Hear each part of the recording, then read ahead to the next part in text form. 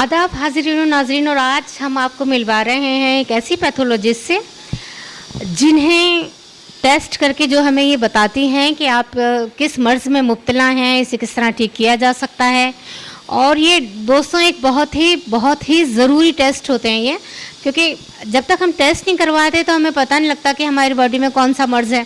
तो आइए मिलते हैं डॉक्टर मरियम से, और इनके पास इनकी फ्रेंड हैं डॉक्टर मेनका। आइए बातचीत का सिलसिला शुरू करते हैं। डॉक्टर मरियम, वालेकुम अस्सलाम। आपका इस्तकबाल है तस्नीम टीवी पर। बहुत शुक्रिया। आपका भी इस्तकबाल है। हाँ। तो डॉक्टर साहब, मैं सबसे पहले तो यही जानना चाह रही थी कि अगर कुछ कॉमन टेस्ट क्या ऐसे होते हैं जिनसे मरीज़ की बीमारी का पता लगे? जी, कुछ बहुत ही ऐसे कॉमन टेस्ट होते हैं जिनसे हम छोटे मामूली टेस्ट से भी हम बीमारियों का पकड़ सकते हैं।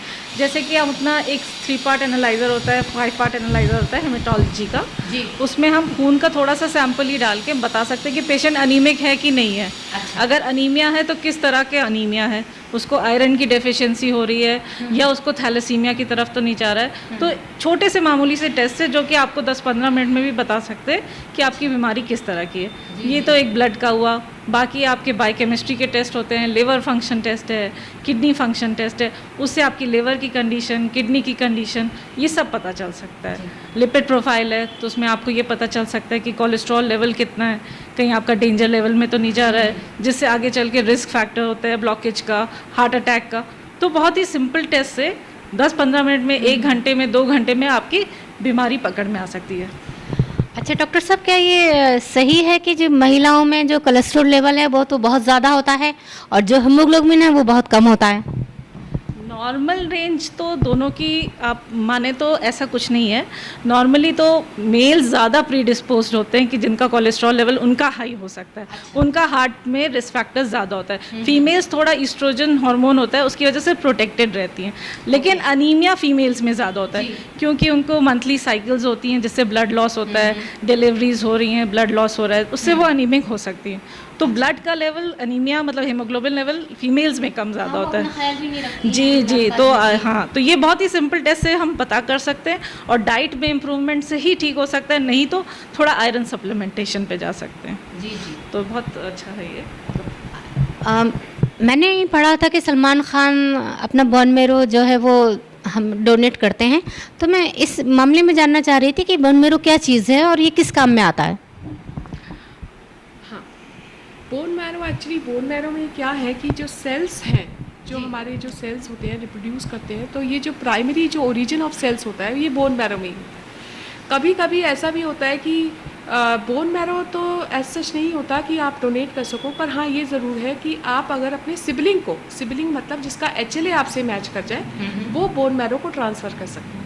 तो सपोज़ अगर उनके केस में ऐसा हुआ हो कि HLA टाइपिंग मैच कर गई हो, तो वहाँ के केस में सलमान खान ने बोन मैरो डोनेट किया होगा। अदरवाइज जब तक कि HLA टाइपिंग नहीं होगी, मैचिंग नहीं होगी, तब तक हमें बोन मैरो ट्रांसफ़र नहीं कर सकते। तो ब्लड डोनेशन, जी, ये जिस्म का कौन सा हिस्सा होता है ये बोन के अपनी जो बोन्स होती हैं, जैसे अभी यहाँ पर आप देखेंगे बोन्स है, जो लॉन्ग बोन्स होती हैं जनरली, उसमें ये प्रोडक्शन ऑफ सेल्स होता है। इन बोन्स से गूदा कह सकते हैं। हाँ, कॉमन लैंग्वेज में बोले तो नॉर्मल उसमें जनरली जो है हम ब्लड डोनेशन करते हैं। मेरे ख्याल से बहुत सारे ऐसे फिल्म स्टार्स हैं, बहुत बड़े बड़े सेलिब्रिटीज़ हैं जो रेगुलर बेस पे अपना जो है ब्लड का डोनेशन करते हैं, प्लेटलेट का डोनेशन करते हैं। क्योंकि अभी इस केस में अभी देखिए आप, डेंगू का बहुत ज़्यादा चल रहा है, तो उस केस में कई बार प्लेटलेट्स ज़रूरी होते हैं। तो ये जहाँ पर मैचिंग हो जाए, जहाँ पर आपका ग्रुप मैच कर जाए, जहाँ पे आपका RH फैक्टर मैच कर जाए, वहाँ पर फिर ये डोनेशंस होते हैं। तो क्या आम आदमी भी ये डोनेट कर सकते हैं, और ये कि क्या इससे कोई नुकसान होता है क्या इसको डोनेट करने से? देखिए, ब्लड डोनेशन से कोई नुकसान नहीं है। ब्लड डोनेशन की आपका एक कैटेगरीज होती हैं। जैसे फीमेल्स में 12.5 हीमोग्लोबिन अगर ज़्यादा हो, मेल्स में 13 ग्राम हीमोग्लोबिन ज़्यादा हो, तो वो केस में डोनेशन कर सकते हैं। और डोनेशन बहुत अच्छी चीज़ है।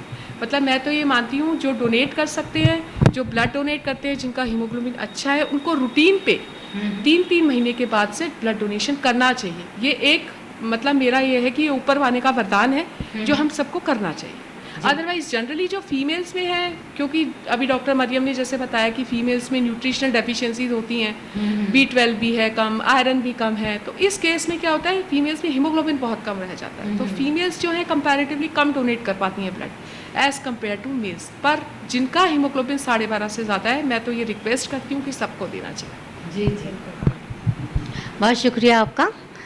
डॉक्टर मरियम, मैं आपसे जानना चाहूँगी कि मुसलमान तबके की जो औरतें हैं उनमें हीमोग्लोबिन की जो कमी है वो बहुत ज़्यादा कम पाई गई है, तो क्या कौन सी ऐसी चीज़ें हैं जिन्हें खाकर वो अपने आप को तंदुरुस्त रख सकती हैं?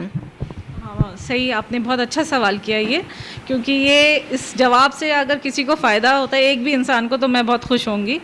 देखिए, आयरन रिच फूड्स, उसमें अगर आप वेजिटेरियन डाइट ले रहे हैं तो हरी पत्तियाँ बहुत अच्छा आयरन प्रोवाइड करती हैं, फॉलेट भी होता है, तो इससे बहुत फ़ायदा मिलता है।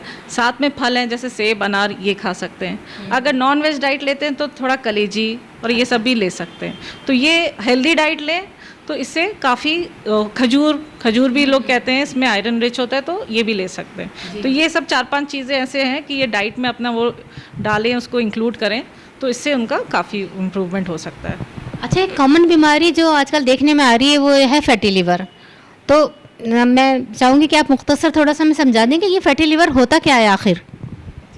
फैटी लिवर में ऐसा होता है कि जो लिवर के सेल्स हैं वो कुछ ऐसे कंपोनेंट्स हैं जिनको यूटिलाइज करके कुछ दूसरे कंपोनेंट्स बनाते हैं। जब वो ये नहीं कर पाते तो एक फैट का एक पार्ट होता है जो जमा होने लगता है, तो वो अल्ट्रासोनोग्राफी में भी आपको दिख जाता है कि लिवर थोड़ा इनलार्ज है, फैटी है, आपके ब्लड का कोलेस्ट्रॉल भी बढ़ सकता है। तो इसके लिए कि आपको हेल्दी लाइफस्टाइल जीनी है, आप सुबह उठिए, वॉक है, योगा है, थोड़ी सी माइल्ड एक्सरसाइज, बहुत हैवी कुछ नहीं, रूटीन में लाइए अपनी एक्सरसाइज को। डाइट में बहुत ऑयली फूड अवॉइड करिए, ठीक है, और एक्सरसाइज और ऑयली फूड अवॉइड करने से ही ये काफ़ी कंट्रोल में आ सकता है, बस। तो अभी आप मुलाकात कर रहे थे डॉक्टर मेनका और डॉक्टर मरियम से, जिन्होंने बहुत सी अच्छी चीज़ें हमें बताई कि हम फैटी लिवर वगैरह से, मोटापा से किस तरह बच सकते हैं। तो दोस्तों, सैर करिए और खुश रहिए और देखते रहिए हमारा तस्लीम टीवी।